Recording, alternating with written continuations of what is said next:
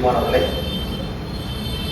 நம்முடைய பிதாவாகிய கடவுளிடமிருந்தும் ஆண்டவராகிய இயேசு கிறிஸ்துவிடமிருந்தும் உங்கள் அனைவருக்கும் கிருபையும் சமாதானம் உண்டாவதாக. ஆமென். கர்த்தர் உயிர்த்தெழுந்த பண்டிகைக்கு பின்வரும் 2ஆம் ஞாயிறு, the second Sunday after Easter, இந்த நாளிலே கர்த்தருடைய வாழ்வழிக்கூடிய வார்த்தையை தியானிக்க தெரிந்து கொள்ளப்பட்ட பகுதி. சற்று நேரத்துக்கு முன்பாக நாம் வாசித்து கேட்ட அப்போஸ்தலர் நடபடிகள் 9ஆம் அதிகாரம் வசனங்கள் 1 முதல் 22 வரை உள்ள பகுதி. இதற்கு ஒரு தலைப்பு, சவுலின் வாழ்க்கையை மாற்றிய சந்திப்பு. Saul's life-changing encounter. பிரியமானவர்களே, இந்த அப்போஸ்தலர் நடபடிகளிலே மிக ஒரு முக்கியமான திருப்பு முனையை ஏற்படுத்தின காலகட்டம் என்று சொன்னால் அது மிகையாக. ஆகவே என்னதான் இதில் சொல்லப்பட்டிருக்கிறது என்பதை ஜெபத்திற்கு பிறகு நாம் கேட்போம். ஆண்டவரை நோக்கி வேண்டுதல் செய்வோம். கண்மலை மீட்பெருமாகிய கர்த்தாவே, என்னுடைய வாயின் வார்த்தைகளும் என்னுடைய இருதயத்தின் தியானமும் உங்களுடைய சமூகத்திலே எப்பொழுதும் பிரீதியாக இருக்கிறது. ஆமென். கிறிஸ்துவுக்குள் பிரியமானவர்களே, இந்த பிரசங்க பகுதி இதனுடைய ஒரு சுருக்கமான புறா கண்ணோட்டத்தை நாம் முதலாவதாக பார்க்கலாம். இந்த பிரசங்க பகுதியிலே, அதாவது அப்போஸ்தலர் 9:1 - 22 வரைக்கும் பார்க்கின்ற போது, சவுல் எனப்பட்ட ஒரு பரிசேயர் எருசலேம் கவுன்சிலில், அந்த சனகரிய சங்கத்திலே அவனும் ஒரு உறுப்பினர் என்ற முறையிலே இந்த பகுதி வருகிறது. நல்ல ஒரு இன்ஃப்ளூயன்ஷியல் பர்சன், எல்லாரிடத்திலும் ஒரு நம்பிக்கை பெற்றிருந்த ஒரு மனுஷன். அவன் தர்சு பட்டணத்தை சேர்ந்த மனுஷனாக இருந்தான். அவன் கடவுளுக்கு, அதாவது ஆண்டவராகிய இயேசு கிறிஸ்து என்ற மேசியாவை ஏற்றுக்கொண்ட மக்கள் புதிதாக அவருடைய வழியிலே, அவருடைய வார்த்தையிலே பலமாக ஒரு அந்யோன்யத்திலே வளர்ந்து கொண்டிருந்த போது, அதை யூத மார்க்கத்திலிருந்து வந்த, யூத பாரம்பரியத்திலிருந்து வந்த இந்த சவுல் அங்கிருக்கின்ற அந்த பிரதான ஆசாரியர், வேதபாரகர், பரிசேயர், சதுசேயர், செலோத்தே, எஸ்ஸின்ஸ் என்று பல தரப்பட்ட மக்கள் அந்த இஸ்ரவேல் குடும்பத்துல, அந்த ஃபேமிலி அதுல உண்டு. அதுல இவர் பரிசேயர் பிரிவை சேர்ந்தவர். இப்பேற்பட்ட ஒரு மனுஷன், இவர் ஒரு வைராக்கியம் கொண்டு அவர்களுக்கு விரோதமாக எழுப்பி அவர்களை மிக கடுமையாக தண்டிக்கிறதும், அவர்களை ஒரு இந்த மிக சித்திரவதைப்படுத்துகின்ற ஒரு காரியத்தை செய்கின்ற ஒரு மனுஷனாக இருக்கிறார். அப்படி செய்து கொண்டு அதனுடைய உச்சகட்டமாக அவர், அதாவது டமஸ்கு உள்ள பல திருச்சபைகள், அங்கே சினகாக்ஸ் உண்டு. அங்கே புதிதாக ஆண்டவரை ஏற்றுக்கொண்ட மக்கள் கூடியிருக்கிறார்கள். அவர்களையும் எப்படியாவது கைது செய்து அவர்களை எருசலேமுக்கு கொண்டு வர வேண்டும், அவர்களை விடவே கூடாது என்று சொல்லி அதற்கென்று நிருபங்களை வாங்கி கொண்டு அவன் அங்கிருந்து கடந்து செல்கிறான். போகின்ற வழியிலே கடவுள் அவனை சந்திக்கிறார், ஆண்டவராகிய இயேசு கிறிஸ்து. அந்த சந்திப்பு என்பது ஒரு வியத்தகு மாற்றத்திற்கு உள்ளாக்கப்பட்டு அவன் கடைசியில ஒரு புதிய சிருஷ்டியாக அவன் மாற்றப்படுகிறான். அது மாத்திரமல்ல, கடவுள் மெச்சிக்கொள்ளத்தக்கதான ஒரு பெரிய ஒரு ஆசீர்வாதமான வாழ்க்கையை ஊழியக்காரனாக மாறி ஆசியாவை அசைத்த ஒரு மாபெரும் ஊழியக்காரன் என்று பெயர் பெற்றவனாக, விசேஷமாக பிரஜாதிகளுக்குள்ளாக சுவிசேஷத்தை செய்ய கடவுளால் தெரிந்து கொள்ளப்பட்ட ஒரு பாத்திரமாக அவர் ஒரு அப்போஸ்தலனாக, கடவுளுடைய ஒரு, அதாவது பயன்பெறும் ஒரு பாத்திரமாக பயன்படுத்தப்பட்டார் என்று பார்க்கிறோம். பிரியமானவர்களே, இந்த 9ஆம் அதிகாரத்துல மாத்திரமல்ல, the conversion of Saul is given in three times in Acts of Apostles. இங்க மாத்திரமல்ல, இன்னொரு இடத்துல அப்போஸ்தலர் 22 பார்க்கிற போது பவுல் அப்போஸ்தலனே தன்னுடைய சொந்த வாயிலிருந்து ஒரு ஸ்டேட்மெண்டாக அதை சொல்லுகிறார். இப்படியாக நான் போய் கொண்டிருந்தேன், கடவுளை சந்தித்தார், என் கண் காணாம கண் குருடானது. அதன் பிறகு அனனியா என்பவர் என்னை சந்தித்து எனக்காக ஜெபித்தார், எனக்கு பார்வை வந்தது, அது ஞானஸ்நானம் பெற்றேன். இப்படி அதை விவரித்து சொல்லுகிற, நரேட் பண்ணுகின்ற அந்த காரியத்தை 22ஆம் அதிகாரத்துல கூட இருக்கிறது, 26ஆம் அதிகாரத்துல கூட அது சொல்லப்பட்டது. So the conversion of Saul is given 3 times in the Acts of Apostles in chapter 9, 22 and 26. பிரியமானவர்களே, எந்த ஒரு சூழ்நிலையில இந்த அதாவது இந்த சம்பவம் நடந்தது என்று பார்க்கும்போது we must and should know the context behind this particular incident. அது மிக முக்கியமானது. இதனுடைய சூழ்நிலையை பற்றி சொல்ல வேண்டும் என்றால் சற்று பின்பாக இருக்கின்ற அந்த 8ஆம் அதிகாரத்துல முதல் 3 வசனங்களில நீங்கள் பார்க்கின்ற போது அவன் அதாவது வீடுகள் தோறும் புகுந்து பெண்களையும் குழந்தைகளையும் ஆண்களையும் கைது செய்து பலவந்தமாக கைது செய்து அவர்களை வெளியே கொண்டு வந்து அவர்களை துன்புறுத்துகின்ற ஒரு நபராக நாம் பார்க்கிறோம். அது மாத்திரமல்ல, ஸ்தேவான் என்ற ஒரு இரத்த சாட்சி, அவன் இரத்த சாட்சியாக மரிப்பதற்கு இவன் காரணமாக இருக்கிறார் என்பதை அந்த 1ஆம் வசனத்திலிருந்து 2ஆம் வசனம் 3ஆம் வசனத்துல நாம் பார்க்கிறோம். யாராவது படிக்க முடியுமா? அவனை கொலை செய்கிறதற்கு சவுலும் சம்மதித்திருந்தான். அக்காலத்திலே எருசலேமிலுள்ள சபைக்கு மிகுந்த துன்பம் உண்டாயிற்று.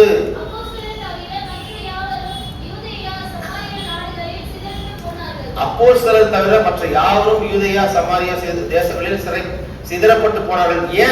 ஏன் அப்படி சிதறப்பட்டு போனார்கள் என்றால் பயம். ஆனால் அப்போஸ்தலர்களுக்கு பயம் இல்லை. எங்களுடைய உயிர் தான போவும் பரவாயில்லை, கடவுள் சொன்ன அந்த காரியத்தை நாங்கள் நிறைவேற்றுவோம் என்று சொல்லி அவர்கள் தைரியமாக எருசலேமில் இருந்தார்கள். ஆகவே தான் அவர்கள் வெளியே போகவில்லை, மற்றவர்களெல்லாம் வெளியே பயந்து உயிர் பயந்து போனார்கள். 2ஆவது வசனம், தேவ பக்தி உள்ள மனுஷர் ஸ்தேவானை எடுத்து அடக்கம் பண்ணி அவனுக்காக மிகவும் துக்கம் கொண்டாடினார்கள். 3ஆவது வசனம், சவுல் வீடுகள் தோறும் நுழைந்து புருஷரையும் ஸ்திரீகளையும் இழுத்து கொண்டு போய் காவலில் போடு வைத்து சபையை பாழாக்கி கொண்டிருந்தான். போதல்ல, சபையை பாழாக்கி கொண்டிருந்த ஒரு நபர் வலுக்கட்டாயமாக பலாத்காரமாக வீடுகள் தோறும் நுழைந்து கொடூரமாக அவர்களை கைது செய்து சிறையிலே போட்டு அவர்களை துன்புறுத்தி கொண்டு வந்தான், சபையை பாழாக்கி கொண்டு வந்தான். இப்பேற்பட்ட சூழ்நிலையில இன்னும் அதிகபட்சமாக செய்ய வேண்டும் என்பதற்காக அவன் கடந்து செல்கின்ற போதுதான் இந்த சம்பவம் நடந்தது. So the role of Saul of Tarsus is portrayed as a persecutor, a jealous but a misguided Pharisee. இல்லையா? ஒரு நல்ல விதமாக அதாவது வழிநடத்தப்படவில்லை என்றுதான் சொல்ல முடியும். ஏனென்றால் அந்த காலம் வரைக்குமா, இயேசு கிறிஸ்துவுடைய காலம் வரைக்குமா அவர்கள் அந்த யூத மார்க்கத்தில் வந்தார்கள். இஸ்ரவேலுக்கு தேவனாகிய கர்த்தர் ஒருவரே கடவுள் என்ற ஒரு அந்த பாரம்பரியத்தில் வந்தவர்களுக்கு இதை ஜீரணிக்க முடியவில்லை. பழைய ஏற்பாட்டில் தீர்க்கதரிசிகள் சொல்லிக் கொண்டு வந்த இந்த காரியங்களை சரியாக இவர்கள் புரிந்து கொள்ள முடியவில்லை என்றுதான் சொல்ல முடியும்.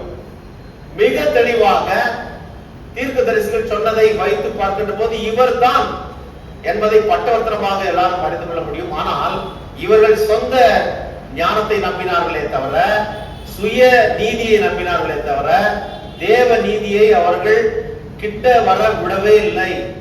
ஆகவே தான் அந்த சுய நீதியிலே அந்த அதாவது அவருடைய செல்ஃபிஷ் மோட்டிவ் அது அவர்களை அதிகமாக ஆண்டு கொண்டதினால கடவுள் அவர்களை ஆள அவர்கள் இடம் தரவில்லை. ஆகவே கடவுளுடைய வார்த்தைக்கு விரோதமாக மேசியாவாகிய இயேசு கிறிஸ்து செய்த ஊழியத்துக்கு விரோதமாக எழுப்பி குற்றம் கண்டுபிடித்தார்கள். அப்போஸ்தலர் 8:1-3 வரைக்கும் நாம் பார்த்தோம். இங்கே ஒரு இரக்கமற்ற ஒரு மிருகம் போல அவன் செயல்படுவதை நாம் பார்க்கிறோம். 3ஆவதாக நாம் பார்க்கின்ற போது மிக முக்கியமான முதல் 2 வசனம் 9ஆம் அதிகாரத்தில் பாருங்கள். சால்ஸ் இனிஷியல் பர்சிக்யூஷன், பிரதான ஆசாரியரிடம் அதிகாரப்பூர்வமான நிருபங்களை வாங்கி கொண்டு போனான். நிருபங்கள்ல என்ன? Letters, authorisation, authorised letter. அதாவது அந்த இதை வாங்கி கொண்டு அவன் எங்கே போகிறான் என்று பார்த்தால் தமஸ்கு. இந்த மார்க்கத்தாராகிய 2ஆம் வசனம் பாருங்கள். இந்த மார்க்கத்தாராகிய புருஷரையாகியும் ஸ்திரீகளையாகவும் தான் கண்டுபிடித்தால் அவர்களை கட்டி எருசலேமுக்கு கொண்டு வரும்படி தமஸ்குவில் உள்ள ஜபாலயங்களுக்கு நிறுவனங்களை கேட்டு வாங்கினான். இந்த தமஸ்கு எங்க இருக்கிறது? டமாஸ்கஸ் இன்றைக்கு எங்க இருக்கிறது?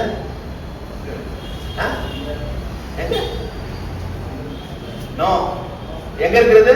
டமாஸ்கஸ் இல்ல கிட்ட வந்துட்டீங்க, ரொம்ப கிட்ட இருக்கிறீங்க, ஆனா பக்கத்துல இருக்கு. சிரியா, சிரியா தேசத்துல பிரியமானவர்களே, கிரீஸ் கூட கிட்டத்தட்ட கிரேக்க பட்டணம் எல்லாம் நிறைய ஊழியர்கள் செய்த ஊழியர் செய்த இடங்கள். பக்கத்துல இருக்கிற டர்க்கி, துருக்கி தேசம், மசிதோனியா என்று சொல்லி, மக்கதோனியா என்று சொல்லி, அங்கு கிட்டத்தட்ட எல்லாரும் மனம் மாற்றப்பட்டார்கள் பவுல் அப்போஸ்தலனால. இன்றைக்கு அங்கே பின்மாற்றம் ஏற்பட்டிருக்கிறது. எல்லாம் இஸ்லாமியர்கள் இருக்கிறார்கள். 99.8% முஸ்லிம்ஸ். நம்புறீங்களே இல்லையோ, 0.02 அவ்வளவுதான் ஜனங்க கிறிஸ்தவர்கள் அங்க இருக்கிறார்கள். பவுல் அப்போஸ்தலன் 3 முறை பிரயாணம் பண்ணி செய்த ஊழியர்கள் அசைத்து காட்டின அந்த இடங்களிலே அவர்கள் ஆவிலே எழும்பி கர்த்தருடைய வார்த்தையிலே நிலைத்திருக்காமல் போனதினாலே, மற்றவருடைய எதிர்ப்பு கணைகளை அவர்களால் தாக்கு பிடிக்க முடியாதனாலே பின்வாங்கி போனார்கள். இன்றைக்கு இஸ்லாமிய ஒரு நாடாக இருக்கிறது. அது ஒரே ஒரு நாடு தான் யூரோப்பியன் கண்ட்ரி, முஸ்லிம் கண்ட்ரி, டர்க்கி. பிரியமானவர்களே, மிக வேதனையாக இருக்கிறது. ஏனென்றால் நம்முடைய தேசத்திற்கு கூட சுவிசேஷம் 1ஆம் நூற்றாண்டிலேயே வந்தது. ஆனால் எவ்வளவு பேர் இருக்கிறோம் இன்றைக்கு ஆண்டவரை ஏற்றுக்கொண்டவர்களாக? 2%, 3% அப்படிதான் சொல்றார்கள். ஆனால் அதுல சரியானபடி அது கணக்கு எடுத்தால் ஒரு 5%, 6%, 7% வரைக்கும் போகின்ற அளவுக்கு இருக்கிறது. நிறைய பேர் அதை வெளிப்படையாக சொல்லவில்லை. ஆனால் அதை சொல்ல வேண்டும். சொன்னால் தான் அதற்குரிய பலனும் கிடைக்க வேண்டும், நமக்கு கிடைக்கும்.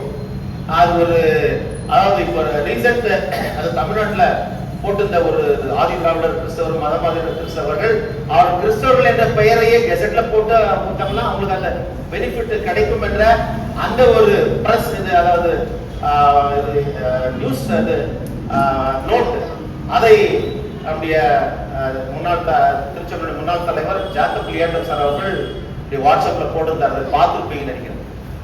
சாகினால நாம் கிறிஸ்தவர்கள் என்பதை பட்டவர்த்தனமாக சொல்ல நாம் கடமைப்பட்டிருக்கிறோம். அதற்குரிய உரிமையும் கடவுள் அரசாங்கத்தின் மூலமாக நமக்கு கொடுக்கிறார். சந்தோஷமாக அதை செய்வோம். கர்த்தருடைய பிள்ளை என்று சொல்வதற்கு நாம் வெட்கப்படக்கூடாது. ஆகவே பிரியமானவர்களே, இப்படிப்பட்ட ஒரு பாக்கியத்தை இங்கே நாம் பெற்றுக்கொள்ள வேண்டும் என்றால் எல்லா எதிர்ப்பு கணைகளையும் நாம் மீறி கர்த்தருடைய பிள்ளைகள் என்ற அந்த ஒரு ஆவின் பட்டயத்தை பற்றி பிடித்துக் கொண்டவர்களாக உலகத்தில் வாழ வேண்டும். சோ இந்த டமாஸ்கஸ்க்கு அவன் போகின்ற வழியிலே தான் இந்த காரியங்கள் நடைபெறுகிறது. பிரியமானவர்களே, கடவுளால் சந்திக்கப்பட்ட பெரும் மனமாற்றம் அடைந்த ஒரு நிகழ்ச்சியை நாம் பார்த்தோம். இந்த பிரசங்க பகுதியிலே கடவுளுடைய ஒரு வல்லமையை, அதாவது மாற்றும் திறன் கொண்ட ஒரு வல்லமை, கடவுள் படைத்த பிறகு ஒரு மாற்றத்தை உண்டு பண்ணுகிறார்ல. இன்னைக்கு எவ்வளவோ மாற்றங்களை நாம் பார்க்கிறோம். இந்த மாற்றத்திற்கு காரணம் யார் என்றால் யார் அதுக்கு சொல்ல முடியும்? இந்த மாற்றத்திற்கு காரணம். So in today's world we have seen so much of the new things, இல்லையா, creative things, innovations, இல்லையா. எப்படி வந்தது? யாரால் வந்தது? யார் காரணம் அதுக்கு? ஜூஸ் மட்டும் இல்ல, மனுஷர்கள் சொல்லலாம். பொதுவா எல்லாரும் ஞானம் கொடுக்கிறார்ல. எவ்வளவு கண்டுபிடிப்புகள், அதுல அதிகபட்சமா கண்டுபிடிச்சவங்க ஜூஸ், அது ஒத்துக்கிறேன்.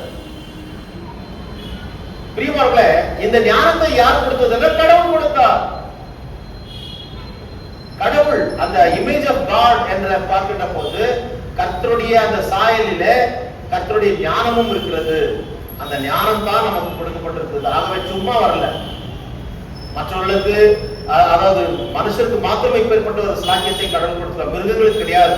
பகுத்து அறிந்து எதையும் நிதானித்து செய்யக்கூடிய ஒரு காரியம். இப்பேற்பட்ட ஒரு காமன் சென்ஸ் மனுஷருக்கு மாத்திரம் ஆண்டவர் கொடுத்திருக்கிறார். ஏனென்றால் we are all created by his own image and likeness. அதை நாம் மறக்க முடியாத ஒரு பெரிய ஸ்லாக்கியம் நம்முடைய வாழ்க்கையில. இந்த ஒரு வியத்தகு மாற்றம் ஆதி திருச்சபை வரலாற்றில் ஒரு பெரிய எழுப்புதலையும் சுவிசேஷம் அறிவிக்கின்ற காரியத்திலே ஒரு பெரிய, அதாவது விசுவாசிகள் கூட்டம் பெருகு இதன் மூலமாக பெறுவதையும் நாம் காணலாம் இல்லையா? இந்த ஒரு பெரிய மாற்றத்தை கடவுள் உண்டு பண்ணதுனால அங்கே சுவிசேஷம் ஆதி அப்போஸ்தல சபைகள் என்று பார்க்கும்போது வீடு வீடுகள்தோறும் கடவுளை ஆராதித்து தொழுது கொள்கின்ற, ஒரு அந்யோன்யப்படுகின்ற, அப்பம் விற்கின்ற, அவர் ஜெபிக்கின்ற எல்லா காரியத்தையும் நாம் பார்க்கிறோம். அதுதான் பிற்காலத்தில் இப்படியாக திருச்சபையாக வந்தது. ஆதி யூதருடைய காலத்துல பார்க்கும்போது ஆதியாகமம், அதாவது பழைய ஏற்பாட்டு காலத்துல அன்றைக்கு எருசலேம் ஆலயம் மாத்திரம் தான் இருந்தது. அதன் பிறகு அவர்கள் சிறை நாடு கடத்தப்பட்ட பிறகு அவர்கள் வீடுகளிலே அவர்கள் கடவுளை தொழுது கொள்வார்கள் என்ற ஒரு சூழ்நிலை ஏற்பட்டது. அதுதான் சின்ன சின்ன ஒரு குரூப்பா சேர்ந்து கடவுளை தொழுது கொள்கின்ற அந்த இடத்துக்கு சினகாக் என்று சொல்லி வந்தது. சினகாக் ஏசாமியுடைய காலத்தில் கூட சினகாக் இருந்தது, சின்ன சின்ன ஆலயங்கள் இருந்தது. பிரியமானவர்களே, அப்பொழுது எருசலேம் என்ற ஆலயமும் இருந்தது. ஆனால் அதே நேரத்தில் சிறைப்பட்ட போது அங்கேயும் கடவுளை தொழுது கொள்கின்ற, அதாவது எருசலேமிலே கடவுள் வாசம் செய்கிறார் என்று சொல்லி அந்த சமாரியா பெண் இயேசுவிடத்துல சொல்லுகின்ற போது, எருசலேமிலே சிலர் அவர் வாழ்கிறார் என்று சொல்கிறார்கள், சிலர் சமாரியாவில் இருக்கின்ற கெர்சேமில அங்கதான் அவர் இருக்கிறார் என்று சொல்கிறார்கள் என்று சொல்லுகின்ற போது கடவுள் சொல்லுகிறார், கடவுளை எங்கும் தொழுது கொள்ளும் காலம் வரும் என்று சொல்லி. ஆகையினால அந்த எருசலேம் ஆலயம் இல்லாமல் போறது, எருசலேமில் அதாவது சமாரியாவில் இருந்த ஆலயம் இல்லாமல் போறது, இன்றைக்கு எல்லா இடமும் ஆலயம் இருக்கிறது என்றால் அது கட்டடத்தில் அல்ல, நம்முடைய இருதயத்திலே அவர் வாசம் செய்கிறவர். ஆகவே பிரியமானவர்களே, இப்பேற்பட்ட ஒரு வாய்ப்பை, ஸ்லாக்கியத்தை கடவுள் கொடுத்தார் ஆண்டவராகிய இயேசு. முதல் 2 வசனத்திலே நாம் பார்க்கின்ற போது அவர்களை கட்டி ஜபாலயங்களுக்கு நிருபங்களை கேட்டு கட்டி கொண்டு வரும்படியாக. So he obtained authorized letter from the high priest to the synagogues, which highlights his intention to use both religious and civil authority to silence the Christians in Damascus. இந்த ஒரு அதிகாரத்தை அவர் பெற்று வருகின்ற போது he can act in any manner, whatever the way that he want to do. அவன் என்ன நினைக்கிறானோ அதை செய்ய முடியும். ஏனென்றால் அதிகாரம் இருக்கிறது. அவர்கள் சட்டத்தை, அதாவது சட்டத்தை வளைக்கின்ற வல்லமையும் படைத்தவர்கள் எருசலேம் கவுன்சில். ஆகவே so his intention is to use both religious and civil authority to silence the Christians in Damascus.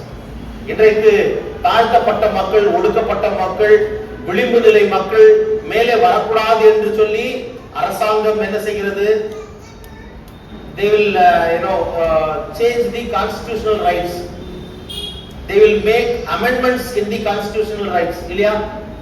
அரசியல் சட்டமைப்பில் சொல்லப்பட்டிருக்கிற உரிமைகளை பறித்துக் கொள்கிறார்கள். அதில் சொல்லப்பட்ட, அதாவது பிரிவிலேஜஸ், அது ஸ்லாக்கியங்களை அவர் கொடுப்பதில்லை. எவ்வளவு சாங்ஷன், அதாவது எஸ்சி எஸ்டி மக்கள், அதாவது இப்படி அந்த பட்டியல் இருந்த மக்கள் படிக்க வேண்டும் என்று சொல்லி ஏராளமான பணம் சாங்ஷனாக கொடுப்பது கிடையாது. ஏனென்றால் அவர்கள் படிக்க கூடாது என்ற ஒரு எண்ணம். நாம் வாழ்கின்ற தேசத்துல ஒன்றிய அரசு செய்கின்ற காரியங்கள் அது நிறைய பேருக்கு தெரியாது. இதற்காக நாம் ஜெபிக்க கடமைப்பட்டிருக்கிறோம். அவர்கள், அதாவது கொடுக்கப்பட்ட அந்த உரிமையை, அதாவது அதிகாரத்தை துஷ்பிரயோகப்படுத்துகின்ற ஒரு காரியத்தை தான் பார்க்கணும். இங்கே கூட சவுல் அந்த அதிகாரத்தை துஷ்பிரயோகப்படுத்தி வீடுகள் தோறும் போய் அவர்களை அரெஸ்ட் பண்ணி கொண்டு வர அவன் திட்டமிட்டிருந்தான். பிரியமானவர்களே, நண்பர்களாக நாம் பார்க்கின்ற போது Saul's encounter with Jesus Christ on the Damascus road, 3ஆம் வசனத்திலிருந்து 8ஆம் வசனம் வரைக்கும் நாம் பார்க்கின்ற போது முதலாவதாக இங்கே நாம் இது, அதாவது இயேசு சாமி இங்கே அவன் போய் கொண்டிருக்கின்ற போது ஆண்டவர் சந்திக்கிறார். எப்படி சந்திக்கிறார் என்றால், சவுல் இயேசுவின் சந்திப்புக்கு முன் அவனை கேட்டிருந்தால் அவனுடைய மனநிலை எப்படி இருந்திருக்கும் என்று யோசித்து பார்க்கலாம்.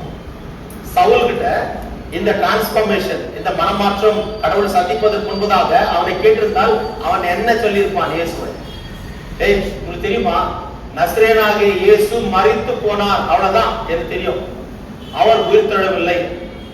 இரண்டாவது, அடையாளமற்ற சிலுவையில் அறையப்பட்ட ஒரு மனுஷனை மேசியா என்று சொல்லி மற்றவர்கள் ஏற்றுக்கொள்ளலாம், நான் ஏற்றுக்கொள்ள வேண்டும் என்ற அவசியம் எனக்கு இல்லை. ஏனென்றால் காலாகாலமாக நாங்கள் பின்பற்றி வருகின்ற அந்த யூத மார்க்கத்தை ஒரே கடவுளை நான் பின்பற்றுவேன் என்று சொல்லியிருக்கலாம். நான் மேசியாவாக அவரை ஏற்றுக்கொள்ள மாட்டேன். அடுத்து அவன் சொன்ன ஒரு காரியம், மரத்தில் தூக்கப்பட்ட எவனும் சபிக்கப்பட்டவன் என்று சொல்லி, அதாவது உபாகமம் 21ஆம் அதிகாரம் 23ஆம் வசனத்தில் இருக்கு.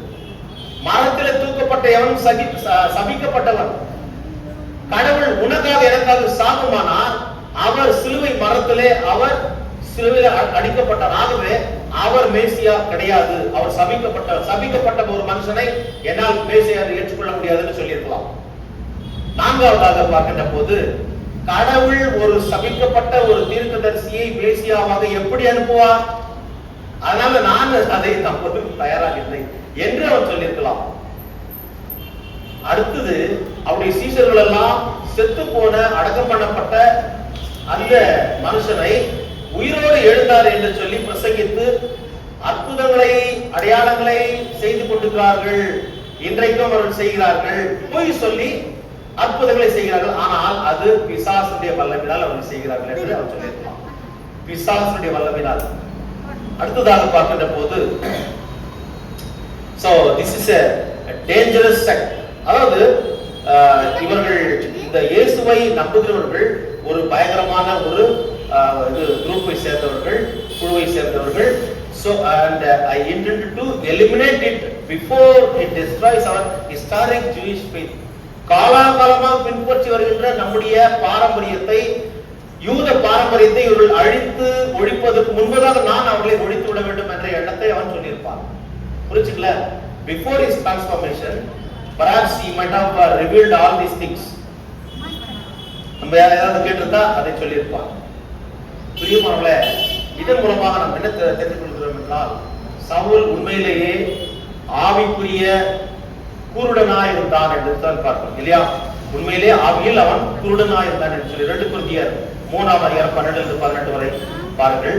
அதே போல பழைய ஏற்பாடு சொல்லியிருந்த அந்த காரியத்தை அவன் சரிவர புரிந்து கொள்ளவில்லை. இல்லை என்றால் மேசியாவை அவன் எளிதாக புரிந்து கொண்டிருப்பான்.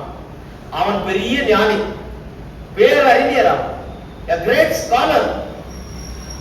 ஆனாலும் கூட அந்த ஞானம் போதாது. கர்த்தருடைய ஞானம், அவரை அறிகின்ற அறிவு வருகின்ற போதுதான் அவரை அறிந்து கொள்ள முடியும். தன் ஞானமே பெரிது என்று நினைத்தவர். கிறிஸ்துவின் சிலுவை இவருக்கு இடரலா இருந்தது. 1 கொரிந்தியர் 1:23 பாருங்கள்.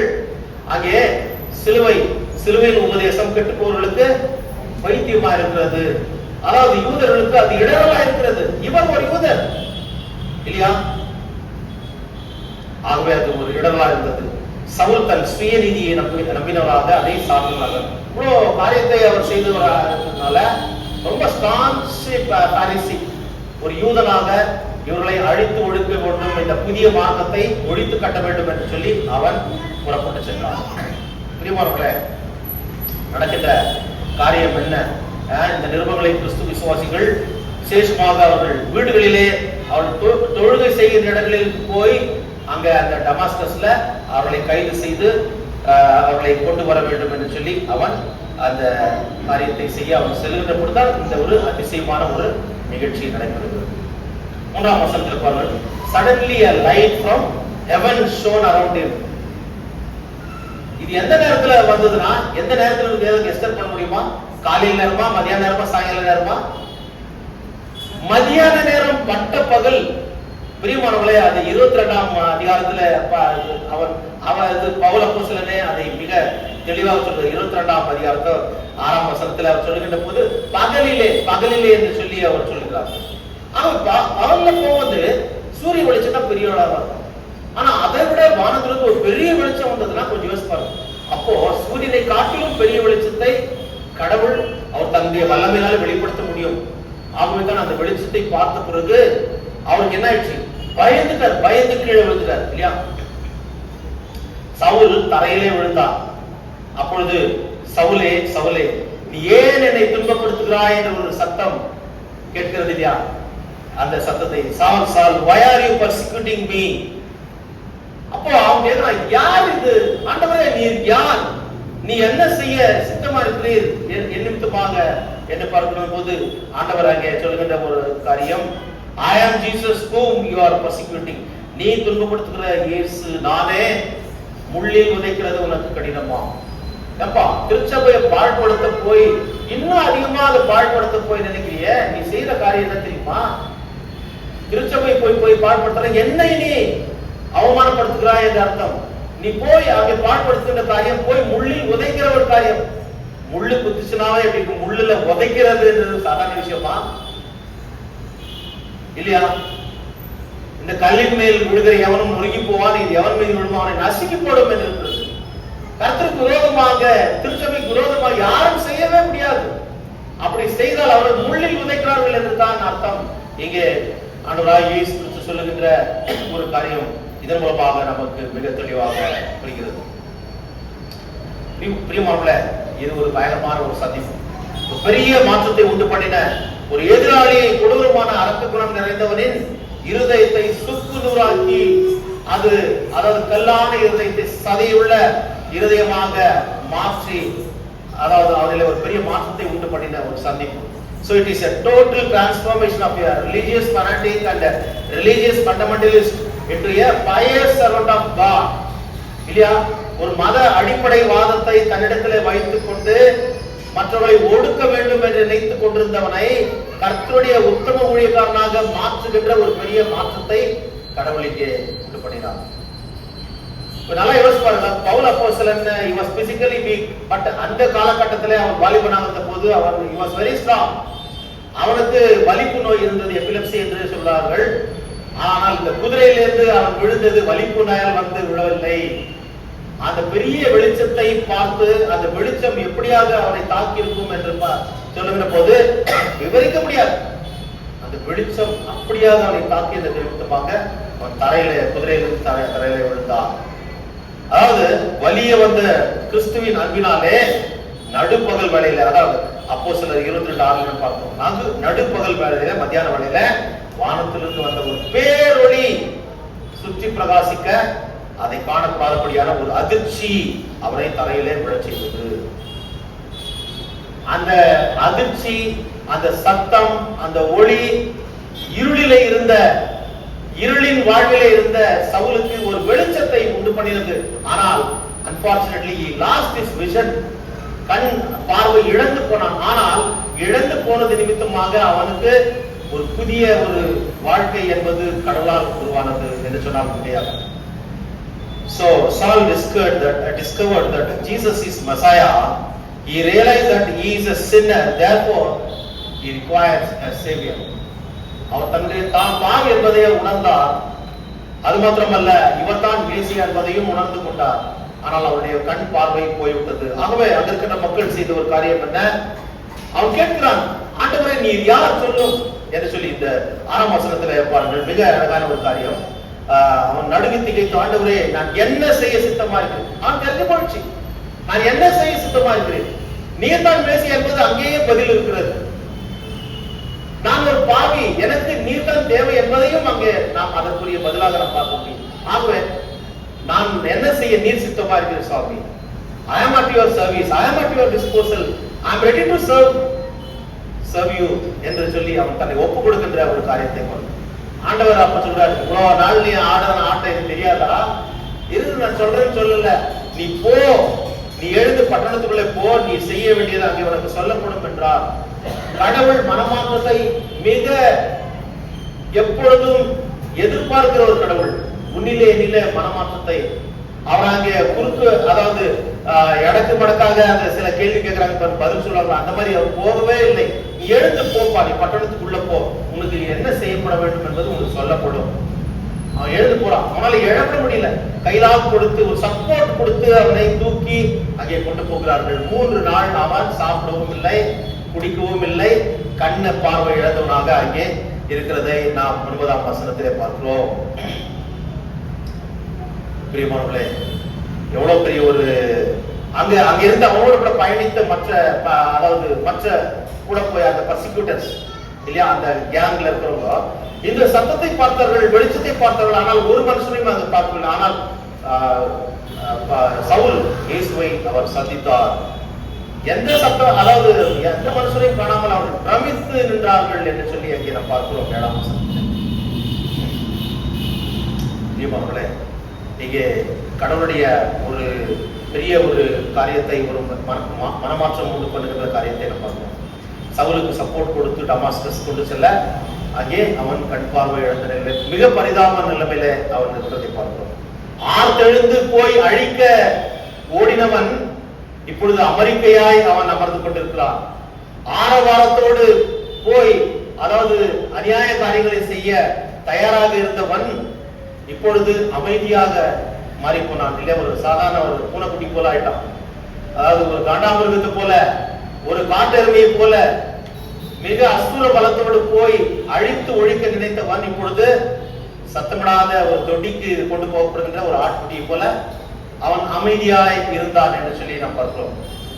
பிரியமானவர்களே, கிறிஸ்தவத்தை அழித்து ஒழிக்க முடியாது. கிறிஸ்துவனுடைய சுவிசேஷத்தை யாராலுமே தடுக்கவும் முடியாது. ஆகவேதான் இந்த காரியத்தை நம்முடைய மறைந்த முதல் பிரதம மந்திரி ஜவஹர்லால் நேரு அந்த காலத்திலேயே மதமாற்ற தடை சட்டத்தை மத்திய பிரதேசத்தில் கொண்டு வந்த போது தியாகி கமிஷன் என்று சொல்லி அப்பொழுது அவர் சொன்ன ஒரு காரியம், இவர்களை விட்டுவிடுங்கள், இவர்கள் அந்த பெட் பாக்ஸ் போல நசுக்க ஆரம்பித்தார்கள், அது அதிகமாக பரவி விடும் என்று சொல்லி, மூட்டை பூச்சிகள் போல அவர்கள் பரவி விடுவார்கள் என்று சொல்லி அவர் மிக ஜாக்கிரதையாக அவர்களை உபத்திரப்படுத்தவில்லை. ஆனால் எங்கு உபத்திரப்படுத்தினார்களோ அங்கு அதிகமாக வளர்ந்தது. பிரியமானவர்களே, ஒரிசா மாநிலம் நமக்கு நம்முடைய இந்திய தேசத்துல வடப்பகுதியில இருக்கின்ற ஒடிசாவில 1999 வருடத்துல ஜனவரி மாதத்துல ஒரு சம்பவம் நடந்தது. யாராவது சொல்ல முடியுமா? கிராண்ட் சயின்ஸும் அவருடைய 2 பிள்ளைகள் திமோத்தியும் பிலிப்போயும், அவர்கள் மைனர் சின்ன பிள்ளைகள், அவர்களை கடவுளுடைய ஊழியத்தை இவர்கள் செய்தார்கள் என்ற காரணத்திற்காக உயிரோடு கொளுத்தி கரிக்கட்டையாக மாற்றினார்கள். அதிலே குற்றம் சாட்டப்பட்ட தானசிங் என்பவர் இன்றும் ஜெயிலில் தான் இருக்கார். 26 வருஷம் ஆன பிறகும் ஒரு மனுஷனை 25 வருடம் ஆன பிறகு அங்க இருக்கிற சீஃப் மினிஸ்டர் ரெக்கமெண்ட் பண்ணி ரிலீஸ் பண்ணாங்க. போன மாசத்துல 25 வருடம் ஜெயில் தண்டனை அனுபவித்த பிறகு இன்னும் அநேகர் அனுபவித்துக் கொண்டிருக்கிறார்கள். பிரியமானவர்களே, அதன் பிறகு 2008 ஒரு சம்பவம் நடந்தது. அதே ஒடிசாவில கந்தமால் என்ற இடத்துல அங்கே, அதாவது அங்க இருக்கின்ற அந்த டிரைபல் மக்கள், அதாவது அரசாங்கத்தினுடைய அந்த சலுகைகள் வர வேண்டும் என்று சொல்லி அவர்கள் போராடினார். போராடின மக்களை அங்கிருக்கின்ற மதவாத கும்பல், டாமினன்ட் கம்யூனிட்டி, அவர்கள் என்ன பண்ணார்கள்? அவர்களை அடித்து நொறுக்க ஆரம்பித்தார்கள். அதுல இந்த பஜ்ரங்கல், விஸ்வ இந்து பரிஷத் போன்ற இயக்கங்கள் எல்லாம் சேரும். நடந்தது என்ன? அன்றைக்கு கிறிஸ்துமஸ் கொண்டாடுகின்ற நாளில அவர்கள் பந்து ஊரடங்கு என்று சொல்லி அறிவித்தார்கள். பந்து என்று சொன்னால் பாருங்க, யோசிப்பார், ஆயிரக்கணக்கான கிறிஸ்தவ மக்கள் அதை ஏற்றுக்கொள்ளாதபடிக்கு வேதனையோடு அவர்கள் இருக்கின்ற நேரத்துல அவர்களை போய் அடிக்க ஆரம்பித்தார்கள். அவருடைய திருச்சபைகளை, அதாவது மேல இருக்கிற ஓடுகளை அடித்து நொறுக்குவது, தீட்டு கொளுத்துவது போன்ற பல காரியங்களை செய்தார்கள். பிரியமானவர்களே, அதன் பிறகு நடந்த ஒரு சம்பவம் மிக அதிகமாக மாறி கடைசியில அங்க ஒரு 85 வயது ஒரு மனுஷன், லக்ஷ்மணானந்த சரஸ்வதி என்று சொல்லி விஸ்வ இந்து பரிஷத்தினுடைய ஒரு லீடர், அங்கே இங்கு ஒரே ஒரு கிறிஸ்தவன் கூட இங்க இருக்க முடியாது, எல்லாரையும் அழித்து ஒழித்து கட்டுகிறோம் என்று சொல்லி சொன்னார். 85 வயது, அவரால் ஒழித்து கட்ட முடியவில்லை, அவரை ஒழித்து கட்டினார்கள். அங்கே மாவோயிஸ்டுகள் என்று சொல்கிறோம், அவர்களிலே ஒரு மனமாற்றம் ஏற்பட்டு அவர்கள் போய் அவரை ஒழித்து கட்டினார்கள். அந்த விஷயத்துக்கு பழித்திருக்க எல்லாரும் கிறிஸ்தவர்களை மிக கடுமையாக தண்டித்தார்கள், அடித்து நொறுக்கி போட்டார்கள். 395 கிறிஸ்தவர்கள் அன்றைக்கு கொல்லப்பட்டார்கள் 2008. அன்றைக்கு நாங்கள் யூடிசில பாஸ்டரல் கோர்ஸ் படிச்சுட்டு போது இங்க இருந்து ஒரு டீம் அனுப்பிட்டு இருந்தாங்க. யூடிசில யுனைடெட் தியாலஜிக்கல் காலேஜ் 92 பாஸ்டர்களை உயிரோடு வெட்டி வெட்டி வெட்டி போட்டு அவர்கள் செத்து போனார்கள், ரத்த சாட்சியாக மறைத்தார்கள். 395 churches were raised or burned down. அப்படியா உடைச்சி போட்டது மாத்திரம் இல்ல, எல்லாம் அப்படி பண்ண பிறகு அதை கொளுத்தி போட்டார்கள். 600 villages ransacked and more than 50,000 people left homeless. நல்லா யோசிப்பாருப்பா, 50,000 மக்கள், அதாவது வீடு வாசல் இல்லாத 600 வில்லேஜ்ல இருந்து 600 கிராமத்துல இருந்து காட்டுகளுக்கு எல்லாம் ஓடி போனாங்க. நீயும் நானும் வாழ்கின்ற இடத்துல தான் கிறிஸ்துவர்களுக்கு விரோதமாக எழுப்பப்பட்ட ஒரு காரியம். 40 பெண்கள் மானபங்கம் படுத்தப்பட்டார்கள். 40 women were sexually assaulted. பிரியமானவர்களே, இவையெல்லாம் நடந்து இன்றைக்கு அதிகமாக ஞானஸ்நானம் பெறுகின்ற இடம் என்ன இங்க என்றால் அதே ஒரிசா தான். டர்டுலியன் என்ற 2ஆம் நூற்றாண்டில வாழ்ந்த கர்த்தருடைய தாசன், early church apostolic father, அவர் சொல்லுகின்ற ஒரு காரியம் என்னென்றால், the blood of the martyr is the seed of the church. இரத்த சாட்சிகளின் அந்த இரத்தமே திருச்சபைக்கு வித்தாக மாறி போனது. ஆம் பிரியமானவர்களே, இன்றைக்கு தமிழ்நாட்டுக்கு அடுத்தபடியாக அதிகமாக ஞானஸ்நானம் பெற்று கடவுளுடைய மந்தையில சேர்க்கப்படுவர்கள் ஒரிசாவிலே. அங்கு பயங்கரமாக ரத்தம் சிந்தப்பட்டது. விசுவாசிகள் ரத்தம் சிந்தினார்கள். சவுல் மூலமாக ரத்தம் சிந்த நினைத்ததை கடவுள் மாற்றி போட்டார். அதன் பிறகு நடந்த சம்பவம் Ananias vision and Salz healing, அது நமக்கு எல்லாம் தெரியும். அதன் பிறகு அனனியா கடவுளுடைய ஒரு உத்தம சீஷன், அவனுக்கு கடவுள் தரிசனமாகி நீ போய் அங்கே சவுல் என்றவன் இருக்கிறான், அவன் ஜெபித்துக் கொண்டிருக்கிறான், போய் அவனிடத்துல போய் நீ பேசி அவனை சுகப்படுத்த ஜெபம் பண்ண, அவனுடைய கண் பார்வை. அதே போல அவன் போய் செய்கின்ற அந்த காரியத்தை தான் இங்கே நாம் தொடர்ச்சியாக பார்ப்போம். ஆனா அவனுக்கு பயம், ஐயோ எங்க ஆண்டவரே செய்யறதுக்கு தயார், ஆனால் இவன் இவ்வளவு மோசமானவன் கேள்விப்பட்டிருக்கிறேன், நீ நான் பார்த்துக்கிறேன். ஏனென்றால் 15ஆம் வசனம் போன அது கர்த்தர், நீ போ, அவன் பிரஜாதிகளுக்கும் ராஜாக்களுக்கும் இஸ்ரவேல் புத்திரருக்கும் என்னுடைய நாமத்தை அறிவிப்பதற்காக நான் தெரிந்து கொண்ட பாத்திரமா இருக்கிறான். Yes, my own chosen vessel. நாம் தெரிந்து கொண்ட பாத்திரம். அவன் என்னுடைய சுவிசேஷத்தின் நிமித்தமாக, என்னுடைய நாமத்தின் நிமித்தமாக எவ்வளவு பாடுபட வேண்டும் என்பதை நான் அவனுக்கு காண்பிப்பேன். அதிகமாக பாடுபட்டவர் மற்ற சீஷர்களை காட்டிலும் அப்போஸ்தலரை காட்டிலும் அதிகமாக பாடுபட்டவர் பவுல் அப்போஸ்தலன் என்று சொன்னால் மிகையாகாது. அவர் எப்படி செத்தார் யாராவது சொல்ல முடியுமா? பவுல் அப்போஸ்தலன் எப்படி செத்தார் தெரியுமா? கல்லெறிஞ்ச பிறகும் அவர் சாகவில்லை. கப்பல் சேதத்துல அவர் மாட்டிக்கொண்டார். கடைசியில் எப்படிதான் செத்தார்? சிரச்சேதம் ரோம்ல நடந்தது. தலையை வெட்டினார்கள்.